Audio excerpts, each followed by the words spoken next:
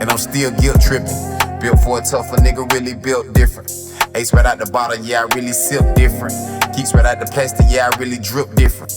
And you can ask my nigga Corey. Yo, what's going on? What's going on? This your boy Corey, man, owner of Geeks Clothing Company, and we got another installment of the Geekster Masters show. We got a special one today. We right here in Stonecrest Mall, man. We right here in Stonecrest Mall in the one and only flagship store. Talk to me, folks. So yeah, y'all, we are live here at the Krown flagship store. I go by the name King. My friends call me Fresh. I'm a local designer, entrepreneur, artist, creative. The list is long, man. You know, I don't want to waste y'all time with all the different things that I be doing, but you know, I stay pretty busy and active between this brand. I also have a event space in East Atlanta Village called East Atlanta Treehouse, and then I have an artist development platform called Takeoff ATL. So those are my primary three businesses that I currently run and operate. In this store, I also do I do brand development. I do brand development on multiple levels. Like I look at artists, performing artists as brands, as businesses. So wherever I can see a void that needs to be filled, that I can help, that's kind of what I do. So I even help artists with their merchandising and other designers with their merchandising, helping them, you know, bring their ideas and stuff, you know, to fruition. It's kind of like I'm on my own journey when it comes to the brand and learning about design, learning about retail. So once I learn something and kind of can master it or be able to provide a service, then that's typically what I do. So, you know, I help people with embroidery services, people with helping them come up with designs, logos, wherever I can help out creatively, you know, I try to put my, be of service. Yeah, basically. Yeah. Visually, you gonna make it happen. Yeah, for sure. So that's where I spend my last, you know, 10 years doing, and like, you know, I started out doing event planning. I was just going to say, I want to start at the beginning. I want Okay. to really get to know who you are. Yeah. So at the beginning of this whole idea, where it kind of just was born. Yeah. Where was it born? So basically, what happened was I used to be a mechanic. So that was my previous career. Went to school for it and everything. Went to UTI in Orlando, Florida. Graduated top of my class. And then I moved back to Atlanta and got my first job actually out here at Conyers Nissan. Oh, okay. Yeah, so I was there 4.5 years, made good money. I was making like, when I started out making like 40 grand. I think my cap was like 60. And it was good money, man. I had my own place, I had my own car. You know, I was able to travel and do certain things, but I wasn't passionate about it. And like I've always really been like a hustler, like an entrepreneur. You know, I used to sell candy, I used to cut grass. I've always been making my own money. So my senior year in high school, I got in trouble for selling candy, and the principal was like, you know, we catch you again, you're not gonna be able to walk. So I was like, all right. So that kind of forced me into a job. Like I had to figure out, you know, okay, well, I gotta make money. So I started at a tire, actually at a tire shop, Tires Plus, actually out here in Latonia or Stonecrest. Tires Plus right out here. That was my first like mechanic job. Okay. And so that whole time that I did that, I did it for probably about a good 10 years. Just working in the shop, working on cars. I've always been good with my hands.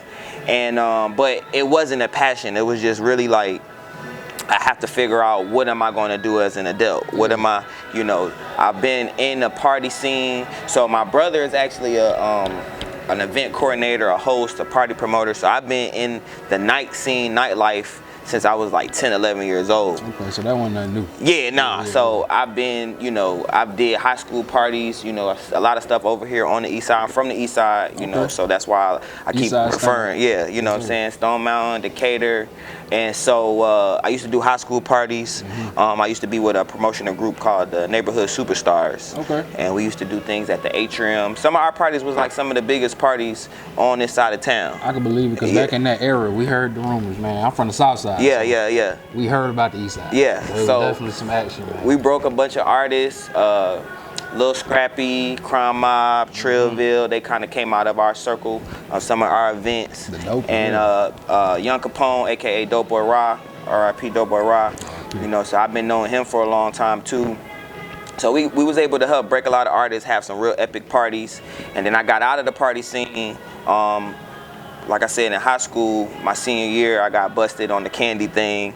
And so I was like, I got to figure out what I'm going to do. Yeah. And so I went the route of auto mechanics. I wanted to go take up a trade. My mom always told me at a young age, she was like, you know, you got to have a trade. You got to have something to fall back on. You know, our parents have that industrial mentality. You know what I'm saying? Make sure you do something. Exactly. Line yourself up. Exactly. Yeah. So, you know, my mom's kind of, you know, pushed me in that direction. My dad was an electrician. Okay. You know, my mom worked the same job until she retired. So she only had one job. So it was like hard work and working a job that was already instilled in me. But I didn't have any, no entrepreneurs. There are literally like no entrepreneurs in my family. Really?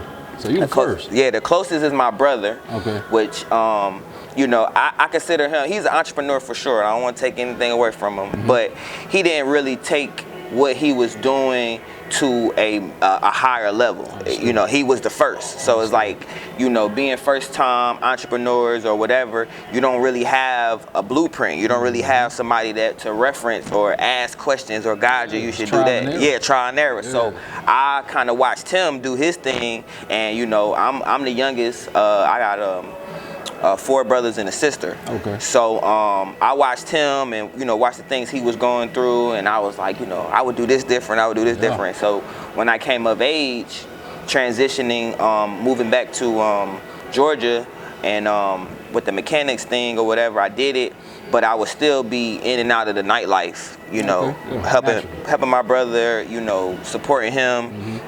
And then it just came to a point where I really wanted to help him out, you know, be more hands-on. And me and him kind of did a couple things. We managed our first club together. And that kind of opened my eyes up to the other side of the business. I had been doing promotion, being a street promoter and stuff. So that opened up my other eyes to the other side of the business. And so, was totally different. It's totally different, you know, but I needed to see both sides, you know, I needed to really kind of understand the whole business. And so I moved back to Georgia. I had moved to Florida for a while on the mechanic thing, trying to just see where I could take it. I wanted to get out of actually turning wrenches to management.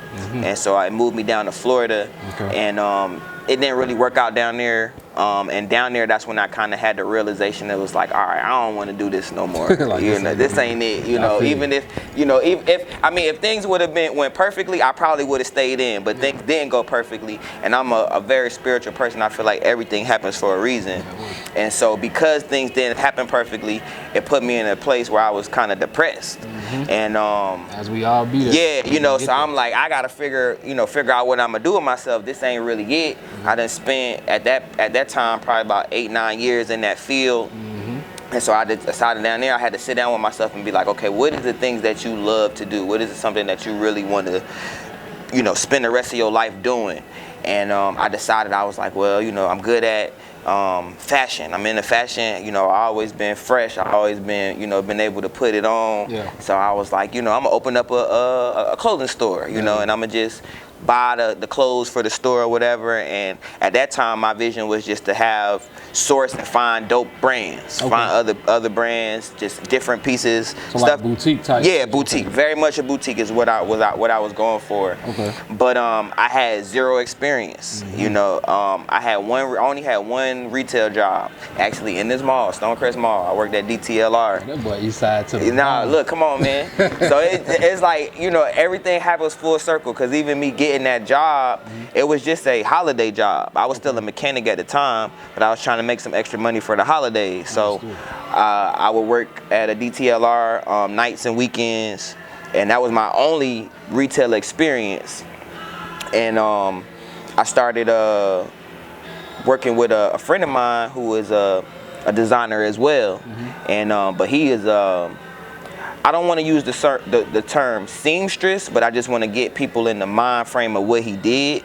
And he was self-taught. He taught himself how to sew. So he was from the ground, like he was really putting that together. Everything. So me, I came in to help assist with his business, and I'm really good at marketing. You know, I'm good at marketing. I'm good at structuring and organizing. So, you know, I lent him my talents in that department of trying to help him organize his business.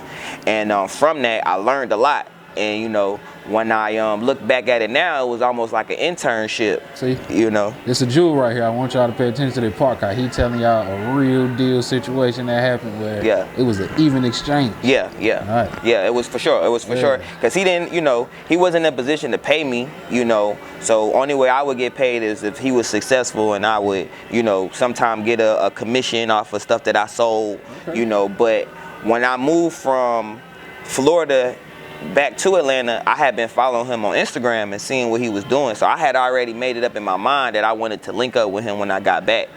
And I did, and you know, we came up with an agreement. So I was like kind of almost like a manager, you could say.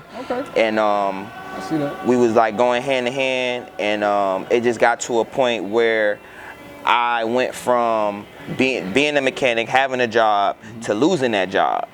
And basically I lost that job because I was doing events at night with my brother. I was helping him out in the daytime. I had a part-time job. I was just trying to get money. And it wound up affecting my work at my main job. And I got fired. And that was the first job I've ever been fired from. Any job I've ever had, I've been always good with the management and staff. Like, people always loved me, but I was fucking up. And so, so I got fired. And so I got fired, and that day I got fired, I was with him. Shout out to Lamont Rudolph, and he was like, man, don't go get another job. Which, you know, in retrospect, it always makes me laugh when I think about that, because it's like, you know, we hustling, we just trying to make stuff happen. You know, at this time I got a $60,000 lifestyle where, you know, I got an apartment, I got a car, I got insurance, you know, I got responsibilities. I still need some money coming. So he's like, you know, don't go get another job. But that resonated with me because I came back to Georgia, you know, to embark on like an entrepreneur path. Like, I wanted to, you know, do something in the realm, but I didn't have a plan. I didn't know what I was going to do. And so that happened, and I was like, shit, fuck it, I'm gonna try, you know. And that led me down the path that I'm on today, which I'm so grateful that I took that, you know, that chance. And I started getting really back heavy in the nightlife and night promotion. And so I wound up linking up with another group of people that were doing events, and this is where Bonfire started. So I started. And that's where we met too. Just so I know. At Bonfire. Shout out Bonfire, man. So this was in 2012. You know, the very first Bonfire, and I knew the guy that was over it. Him and my brother were real cool. They actually had a it's so crazy because in 2012 there wasn't a such thing as a podcast. Right. You know, so they were doing internet radio show, which is basically a podcast, you know, a modern day podcast. And so I was kind of like a part of that, and that's how I met the gentleman, and me and him got acquainted. And then he used to come out to some of our events that we were having when we managed the club, and he would give me little advice and stuff. So when it came to pass for the Bonfire situation, they needed somebody to kind of handle money, handle the door. I was already vetted. He already knew who I was, so that kind of opened up the door for me to work there. And I worked my way from working at the door to being a partner by the, you know, through that experience. Bonfire's still going on now. It's 10 years old. See, I ain't know that, man. I ain't know you was a partner. I was a whole partner. So I did Bonfire for probably like a good 6-7 years. And then you know, so that's got me into the nightlife. So then I was still working and helping develop my homie, and then I started working with the artists that were coming through Bonfire, and I wound up starting being a part of a showcase event that we started on Edgewood called Level Up. And that really submerged me into the nightlife, dealing with artists. So I've been doing artist development for about 10 years. I had an event on Mondays called B.O.B. And that was another further just getting me closer to artists, creatives. So I was on the business side, just structuring and organizing things, and helping develop those two brands or two companies.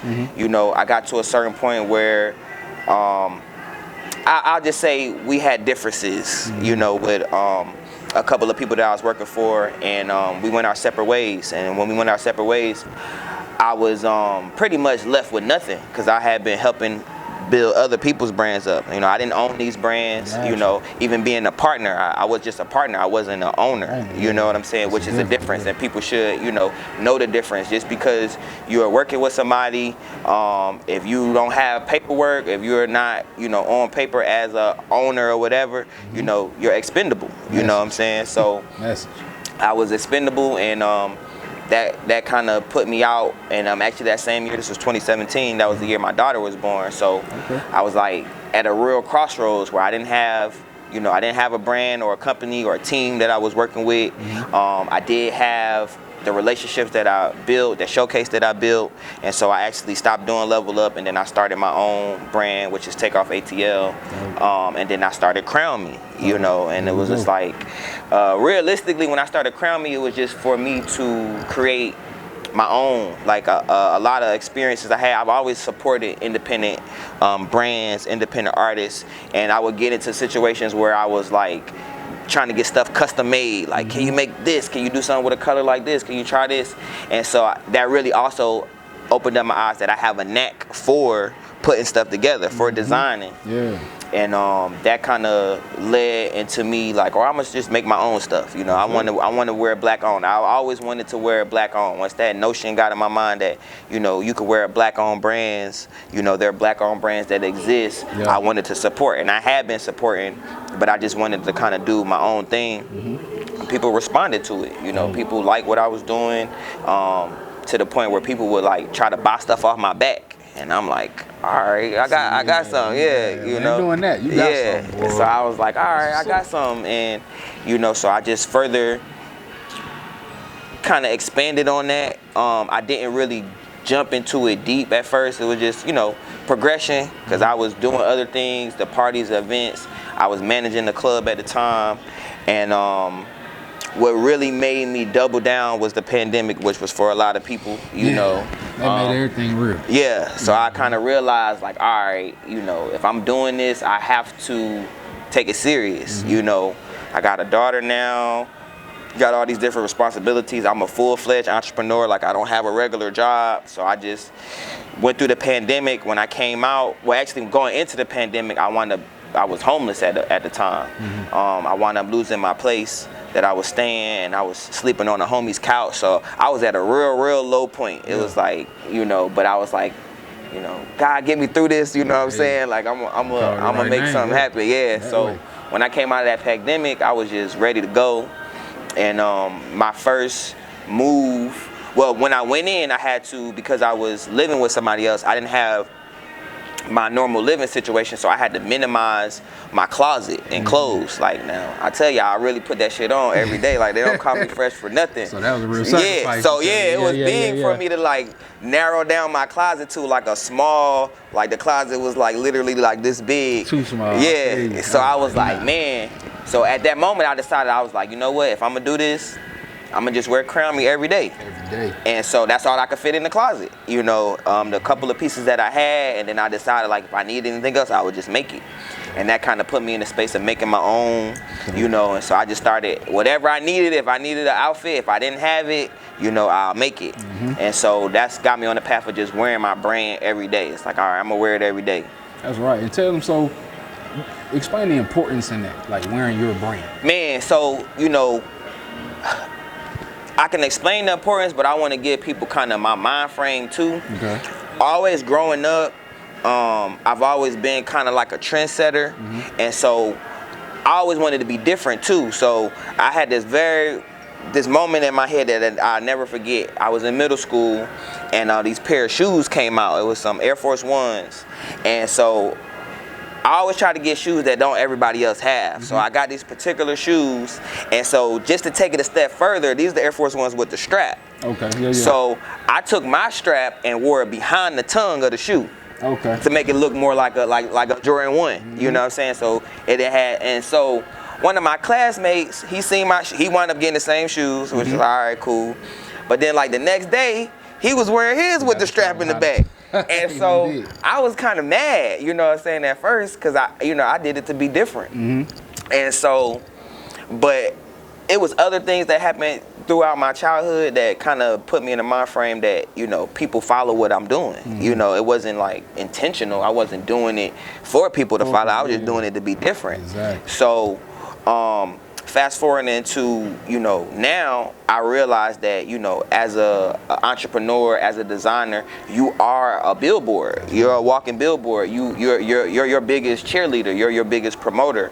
So it's like, it doesn't make sense for me to, if I'm a designer, this is what I'm doing, to be wearing a bunch of other designers or wearing other clothes or whatever. You know, I take pictures, you know, I'm out, I'm in the nightlife, people see me, people associate with me. So it's like, it's most important for you to wear your own stuff, you know. So every time you see me, I got Krown me on, you know, because I wear other people's stuff and they ask, like, who is that? Where you get that from? You know, I get those questions. So instead of sending them somewhere else, it's like, you know, it's me, you know, this is me, this is my brand, you know what I'm saying? Yeah, this is my website, this is my Instagram, you know. So yeah, I just think it's important, you know, as an entrepreneur, like you gotta wear your brand, you know what I'm saying? I see, and I don't judge nobody, but just with this particular mind frame, you know, I see successful brands or other brands, and you see them in the club or whatever, and they wearing like high-end stuff. They wearing Louis Vuitton, they wearing Gucci, they wearing, you know, and I just feel like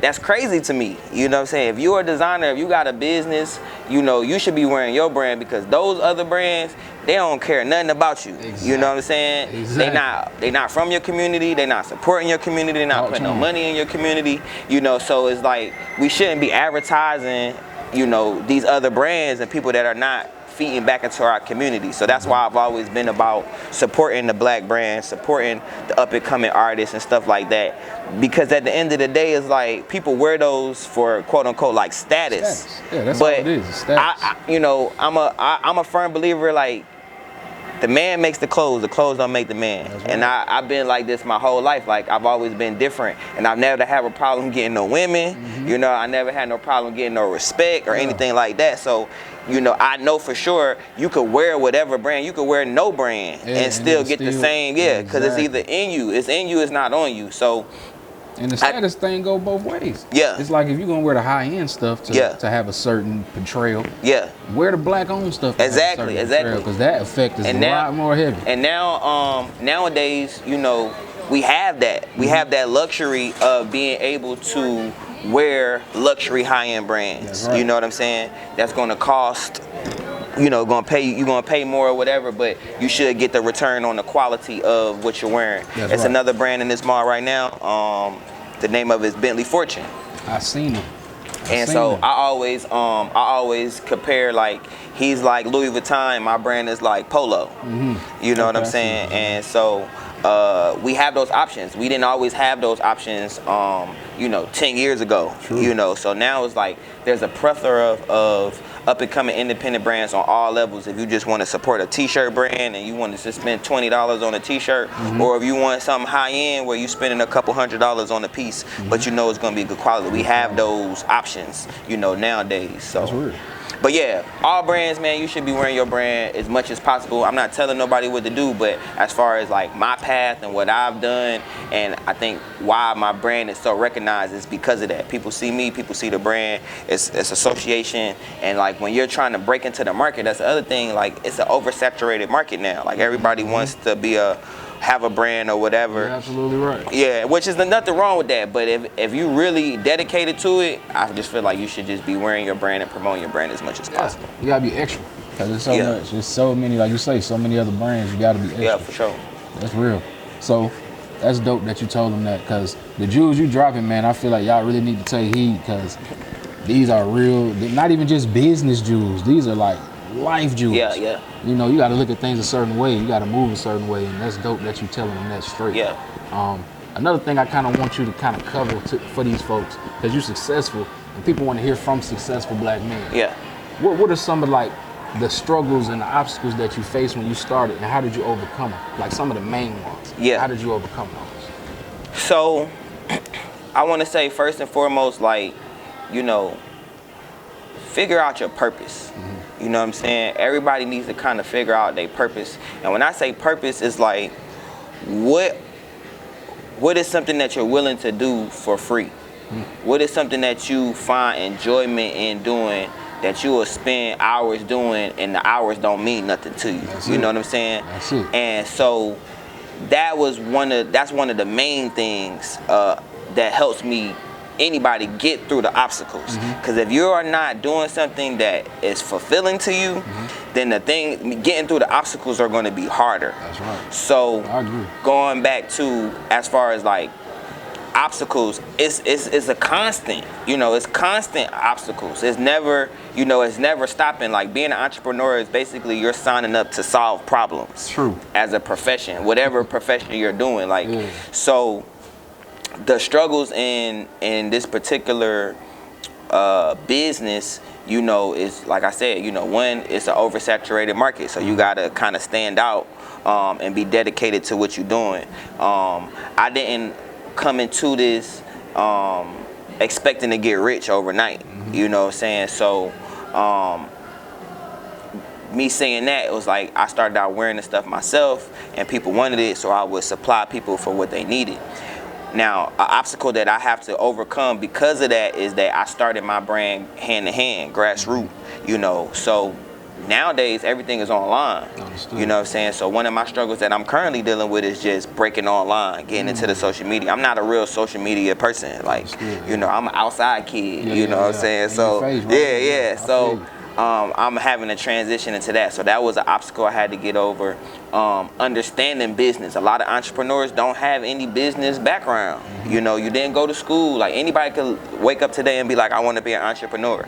You don't have to go to school to be an entrepreneur, but there are certain things that you have to know and learn when it comes to running a real business. So just taking those trial and error situations, understanding, finances. Like, I'm a hustler. I know how to make money, but making money and managing money is two different things. You know what I'm saying? Make it, but you gotta keep it. You know what I'm saying? Understanding inventory, understanding reinvesting in what you got going on, understanding taxes. I think a lot of things that will break the average person is not knowing these things. Like when people see your business for face value, they like, oh, that's dope. I like this store. I like what you're doing. I want to do that, which is great. You know what I'm saying? Anybody, you can do that. Yeah. But the behind the scenes stuff is what break people. Yeah. You know what I'm saying? Those endless nights where you up all night long, you got to get up early in the morning. You know what I'm saying? Different things you got to pay for. Like when people come to my store and they ask for discounts and stuff like that, I be wanting to tell them, like, you see everything in this store down to the paint on the floors. I have to pay for all of that. You know what I'm saying? Yeah. So as an entrepreneur, you put out money, you're the last person to get paid. You got to pay everybody else first. You know what I'm saying? You the last person to get paid, and just hoping that it's something left for you to get paid. You know what I'm saying? So this being a passion for me, I'm okay with that. You know what I'm saying? I'm okay with just paying all the bills and paying everybody. You know what I'm saying? That gives me another day to keep going, another month to keep going. That's real. And then, so now it's like, my job is to figure out how do I make money for myself. Exactly. So in the form of struggles, like there's going to be, I can give you 10 different struggles that I've been through, but it don't really matter in the vein of this is what I want to do. This is what I signed up for. So I have the mind frame of I'm going to figure it out, whatever it is. There is no problem too big or too small, especially when I know that there's other brands that's doing it. There's other people that are surviving that have done it. So it's really like, if I'm trying to give y'all advice, number one, be passionate about what you're doing. Love what you're doing. Understand that it's not a get rich quick. You know what I'm saying? Those stories you hear, those are twos and fews. You know what I'm saying? It's far in between. Every brand is not blowing up overnight. Every brand is not doing $1 million in sales online. That's just not how it works. Yeah, you know what I'm saying? Be realistic. Yeah, you gotta be realistic. So that's why I say the passion is important, and not just leading with I want to make, I want to be a millionaire or whatever. Like, it's a lot of work that goes into it. You really want to be a boss first, and understanding being a boss, that means you got to pay people. You know what I'm saying? I feel good being able to pay people. You know what I'm saying? I feel good being able to circulate my dollar in my community. That brings me a certain validation, you know what I'm saying? So, and I know if I stay consistent, if I keep doing it, eventually I'm going to get to the money part of it where I'll be able to sit back. But I didn't come into this thinking that it was going to be an overnight thing. I'm almost 7 years in, you know, of doing this. And well, 6 years. We just had our 6-year anniversary in December, so I'm going into my 7th year. Congratulations. Thank you, I appreciate it. You know, and we've had several 6-figure years, but I'm gonna tell y'all now, like I be seeing that online, like, you know, have a 6-figure brand, we got 6-figure brand. Yeah, you know, 6 figures ain't really shit, you know, for real. $1 million, yeah, $1 million ain't really shit. You know, it's these are just goals, but those is not the end all be all. When you get to 6 figures, you shouldn't be happy. You know what I'm saying? You should still very much be hungry. And 6 figures just gets it to where you can keep going. You know what I'm saying? It's enough money for you to keep going. Yep. So it's like in the space and place I'm in, just for transparency, because I don't never like to flex or try to put on, like I have 2 6-figure companies. That just means that I can continue to do what I'm doing every day. You know, my bills and stuff are paid. Now, if an emergency happen, you know what I'm saying? It might be a problem. You know what I'm saying? Like if something that goes too far out of whack, you know, it might be a problem. I might have to, you know, get a loan or some shit like that. So I just want other entrepreneurs and people to understand that, like, it's not pretty, you know what I'm saying? You see, this part is pretty, but the behind the scenes is ugly, man, and it's tough, and it can break you. You know what I'm saying? You got to be able and willing to pivot, and so that's what I've been able to do. That's why, you know, I do embroidery services. That's why I help out other people. Like I put myself in a position to be of service, so that I can keep that hustle part going, so I can keep, you know, things moving forward.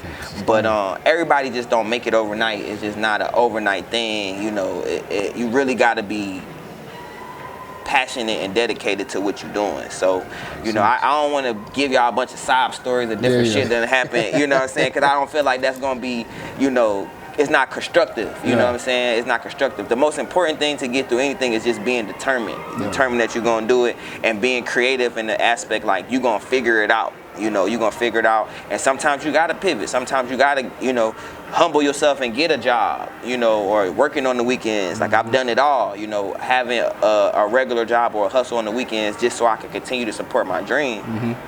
But, you know, in that, I juggled a lot of things for a lot of years, and just over these past couple years that I just kind of honed in and focused on these primary 3 things that I told y'all about. And even with that, like, it's a lot of work, you know, it's a lot of work to go into it. So it just, if I didn't love it, I wouldn't do it.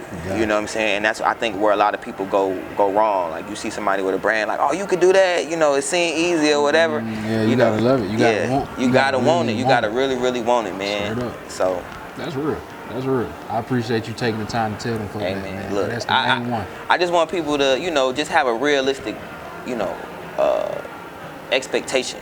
You know what I'm saying? And just know that you can do this. Anybody can do it. Like, I'm not trying to discourage nobody from chasing their dreams if this your dream, but just make sure that is your dream. You know, if it's not your dream, if it's just that you looking to make money, there's other ways to make money.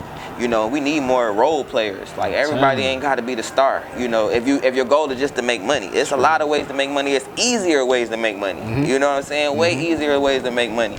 You know, having a job is nothing wrong with having a job, because essentially, as an entrepreneur, it's a job. You know what I'm saying? If you ain't, you know, well into 6 figures, like, it's a job. If you ain't in position to pay somebody to do every aspect of that job or of that business, like, you can't do everything. So that's why, like, teams are very important. If you got a team, that means there's people that you got to pay. You got a payroll. So it's just like, understanding that, I think, is the most important thing. Like, solo entrepreneurship is cool if that's, once again, if that's what you love to do.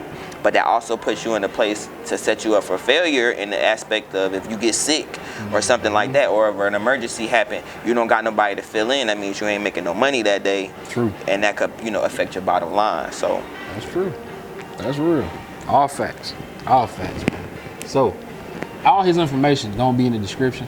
All his social media, his website, any contact you need to get in touch with this man about any of the 3 endeavors he's told you he's on. You will be able to contact this man. So we ain't gonna hold him too long, because he got to keep getting to this money, keep getting to this cost. What we do on this show, though, man, we show love. We always like to give some type of physical appreciation. For sure. This is the Geeks Clothing Company. Mentality T. I appreciate that. Yeah, man. So I want to say something. This is dope. I really appreciate that.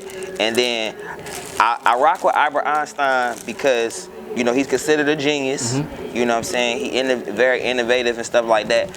But him and myself are both dyslexic, and I think that's something that I always want to like share with people. You know what I'm saying? A lot of people don't know that he was dyslexic, but he was considered a genius. You know what I'm saying? And is a genius. So you know, your mental, you know, your shortcomings don't necessarily cap you. You know what I'm saying? You could do whatever you want. That's kind of what my brand is about. You know, we all kings and queens. We're all great at something, and that goes back to finding your purpose. Yes, you know what I'm saying? This man was a genius, obviously, but he had shortcomings too. But he didn't let them things stop him. So I will most definitely rock this shirt with pride. You know what I'm saying? Because you gave it to me and for the person. Yeah. For real.